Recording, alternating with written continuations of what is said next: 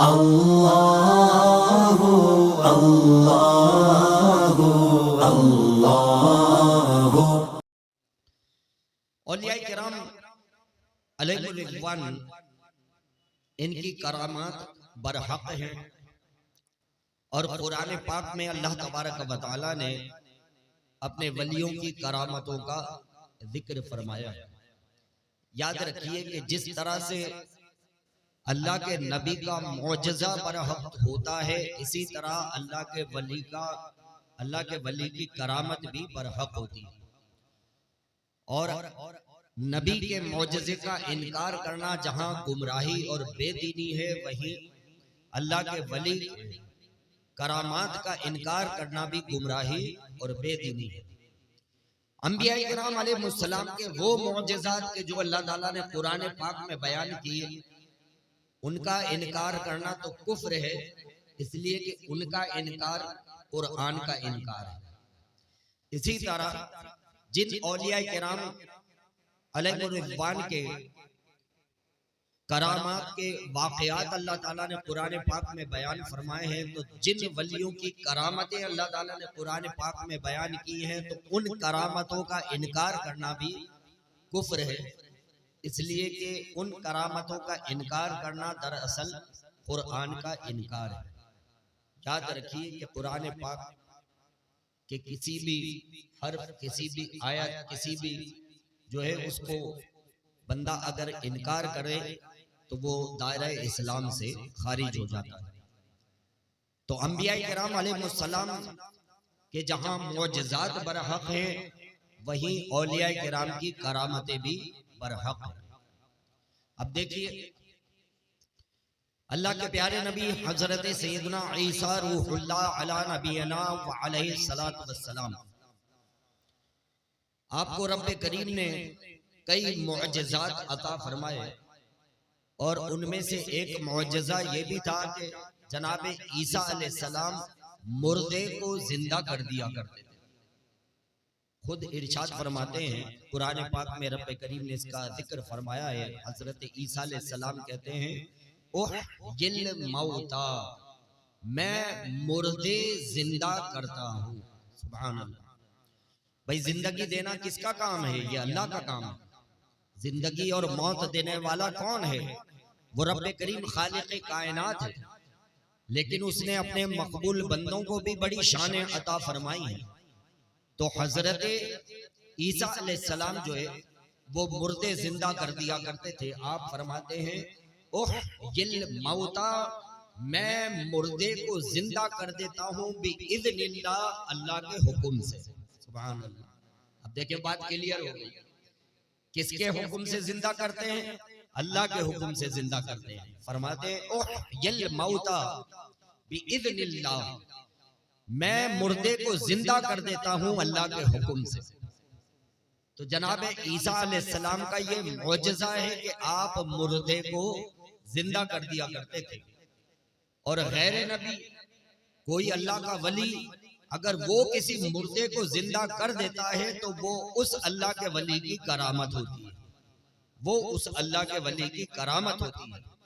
تو جناب عیسیٰ علیہ السلام نے جو مردے کو زندہ فرمایا، وہ جناب عیسیٰ علیہ السلام کا معجزہ ہے، اور شہنشاہ بغداد حضور غوث پاک رضی اللہ تعالی عنہ نے جو مردے کو زندہ کیا، وہ سرکار بغداد کی کرامت ہے، وہ شہنشاہ بغداد کی کرامت ہے کہ اللہ تبارک و تعالی نے آپ کو یہ شان عطا فرمائی کہ آپ نے مردے زندہ فرما دیے۔ کئی واقعات ہیں، لیکن ایک واقعہ ایسا ہے کہ جو بہت ہی حد تواتر کو پہنچا ہوا ہے، اور اس واقعے کے ایک دو نہیں بلکہ ہزاروں عینی شاہدین موجود تھے کہ جب شہنشاہ بغداد حضور غوث پاک رضی اللہ تعالیٰ عنہ نے ایک مردے کو زندہ کیا۔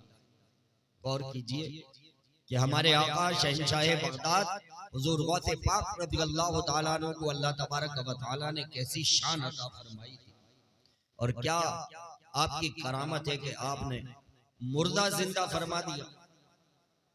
عراق کے قرب میں ایک علاقہ ہے کردستان، اور وہاں کرد قوم جو ہے وہ رہتی ہے۔ تو یہ قوم جو تھی شہنشاہ بغداد حضور غوث پاک رضی اللہ تعالیٰ عنہ کے زمانے میں عیسائی مذہب پہ تھے، سب کے سب نصرانی تھے، اور کئی لاکھ افراد پر مشتمل یہ قوم تھی۔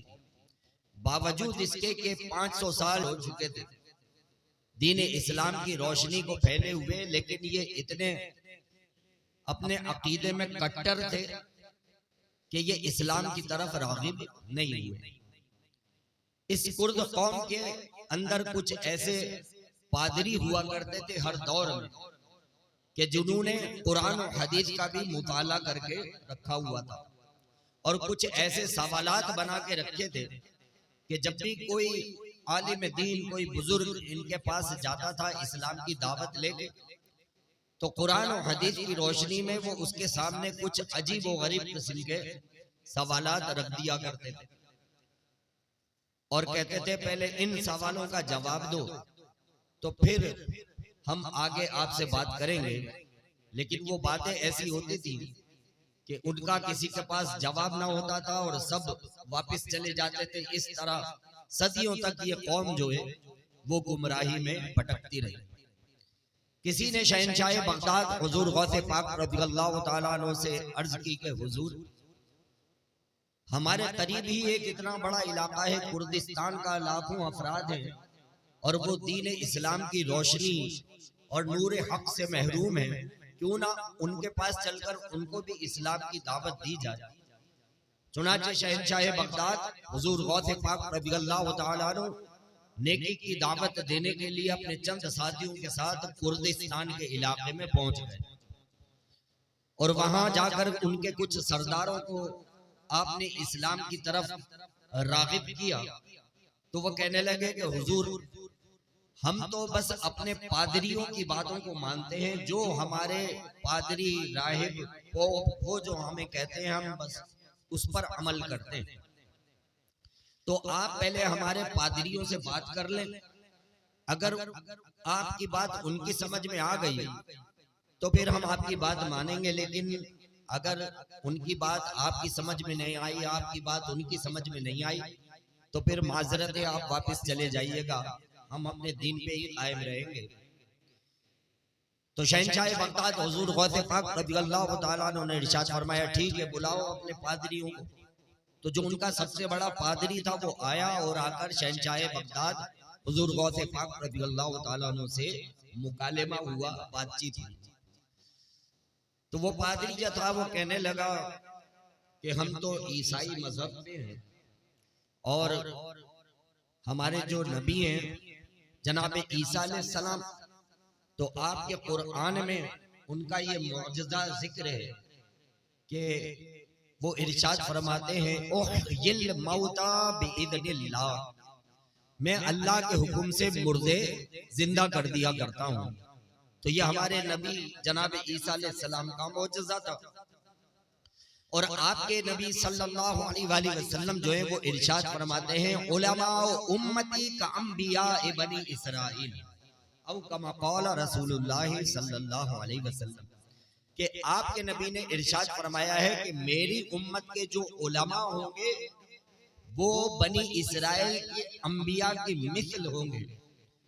تو آپ اپنے نبی کی امت میں سے عالم ہیں، تو گویا کہ آپ بنی اسرائیل کے انبیاء کی مثل ہوئے۔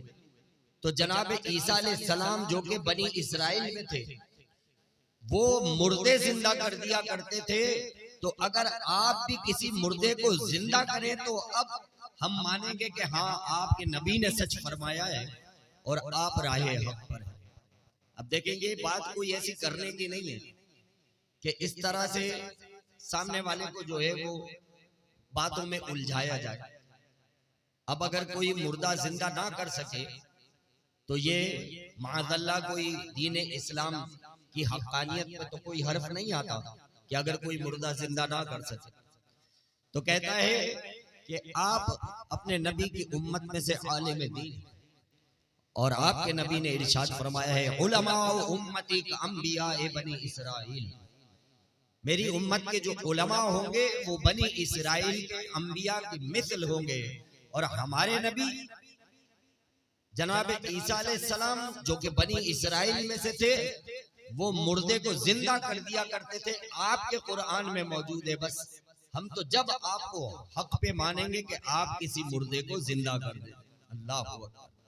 پہلے جو ان کے پاس آتے تھے وہ عالم دین اور صاحب کشف نہ ہوا کرتے تھے، لیکن اب جو آیا ہے وہ عالم دین ایسا ہے کہ جو صرف ولی نہیں ہے کہ بلکہ ولیوں کا بھی ولی ہے، وہ صرف پیر نہیں ہے بلکہ وہ پیران پیر ہے، صرف قطب نہیں ہے بلکہ قطب الاقطاب ہے کہ جس کو اللہ تعالیٰ نے مقام غوثیت عطا فرمایا ہے۔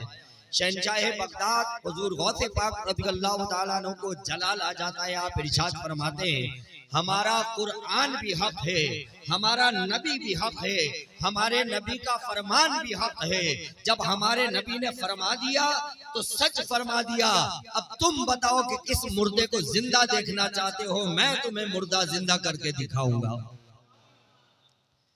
جب آپ نے یہ ارشاد فرمایا تو وہ جو پادری تھے وہ ایک دوسرے کا منہ دیکھنے لگے کہ بھائی اس سے پہلے جو آتے تھے وہ تو سب شرمندہ ہو کے واپس چلے جاتے تھے، یہ تو بھائی مردہ زندہ کرنے کے لیے بھی تیار ہو گئے۔